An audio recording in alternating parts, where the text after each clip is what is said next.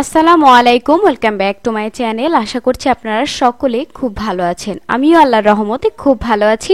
তাই প্রতিদিনের মতো আবারও হাজির হলাম আপনাদের মাঝে মজার একটা রেসিপি নিয়ে। আর আজকের রেসিপি হচ্ছে ডিম ভুনা। আমার মনে হয় যারা ডিম পছন্দ করেন তাদের জন্য ডিমের যে কোনো রেসিপি স্পেশাল, আর এই রেসিপিটি তাদের জন্যই। চলুন দেখিয়ে দিচ্ছি টমেটো দিয়ে আমি ভেজে ডিম কিভাবে ভুনা করলাম এবং খুব সহজে ঝটপট এই রেসিপিটি তৈরি করে ফেলতে পারবেন। চলুন পুরো প্রসেসটা দেখিয়ে দিই আমি কিভাবে বাসায় এই রেসিপিটি ঝটপট তৈরি করে ফেলি। আমি একটা কড়াইয়ে প্রথমে ডিমটা ভেজে নেব, এর জন্য তেল দিয়ে দিয়েছি। আর আমি একটা কড়াইয়ে, আমি রেগুলার বাসায় যে কড়াইয়ে ডিম ভাজি সেই কড়াইয়ে ভেজে নিচ্ছি, কারণ আমার মনে হয় এই কড়াইতে ডিমটা ভাজলে ডিম খুব সুন্দর হয় এবং গ্রাম্য গ্রাম্য একটা স্টাইলে আসে। প্রথমে ডিমটা দিয়ে তারপর উপরে একটু লবণ দিয়ে তারপরে আমি উল্টে নিচ্ছি। এভাবে করে দুই পাশটাই একটু কড়া করে ভেজে নেব এবং ভেজে তুলে নেব। সেম প্রসেসে সবগুলো ডিম আমি ভেজে নেব। আমি এখানে 4টা ডিম নিয়েছি, আপনারা আপনাদের পরিবারের লোক সংখ্যা বুঝে ডিমটা নিয়ে নিতে পারেন। আমি এভাবে করে আরেকটা ডিমও ভেজে নিচ্ছি। সেম প্রসেস ফলো করে সবগুলো ডিম ভাজবো, আর আমার মনে হয় ডিম ভাজতে সকলেই পারে। তো ভিউয়ার্স, ডিমটা ভাজা হয়ে গেছে। এখন আমি আরেকটা প্যানে দিয়ে দিচ্ছি 2 থেকে 3 টেবিল চামচ পরিমাণে সয়াবিন তেল, আর দিয়ে দিচ্ছি ফালি করে কেটে রাখা কাঁচামরিচ,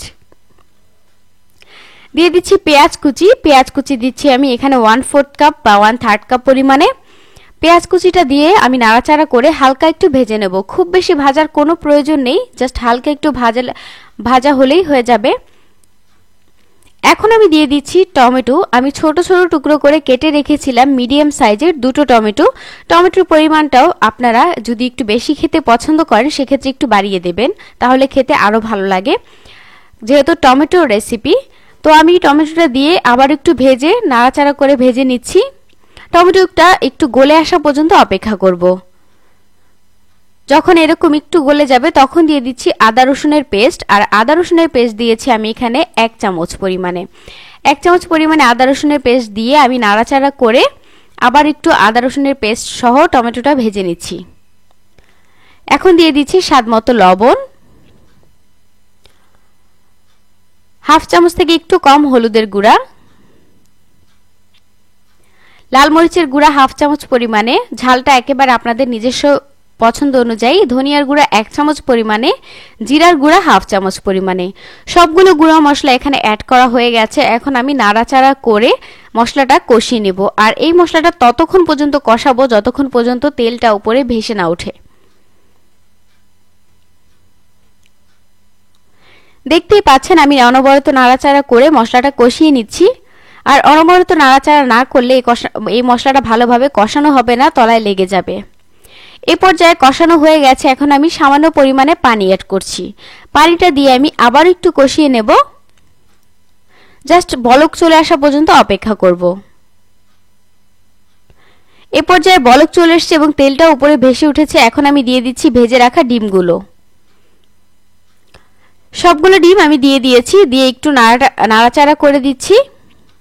ভালোভাবে নাড়াচাড়া করে আবার একটু অপেক্ষা করব। কিছুক্ষণ অপেক্ষা করার পরে আমি পানি ঢেলে দিচ্ছি। আমি আরেকটু পরিমাণে পানি দেব, কারণ একটু ভুনা ভুনা রাখবো। সেক্ষেত্রে আমি যদি যতটুকু পানি দিয়েছি ততটুকু পানি দিয়ে জাল দিতে থাকি সেক্ষেত্রে একেবারে মাখা মাখা হয়ে যাবে। আর একটু পানি দিয়ে আমি কিছুক্ষণ অপেক্ষা করার পরে এরকম একটা কনসিস্টেন্সি এসেছে।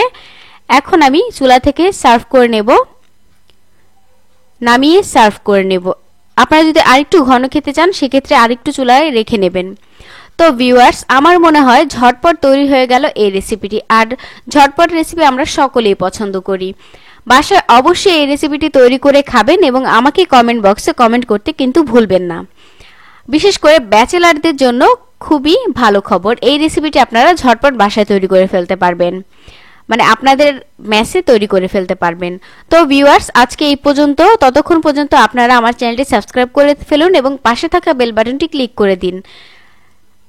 আজকে এই পর্যন্ত, নেক্সটে আবার আসবো নতুন কোনো ভিডিও নিয়ে। আল্লাহ হাফেজ।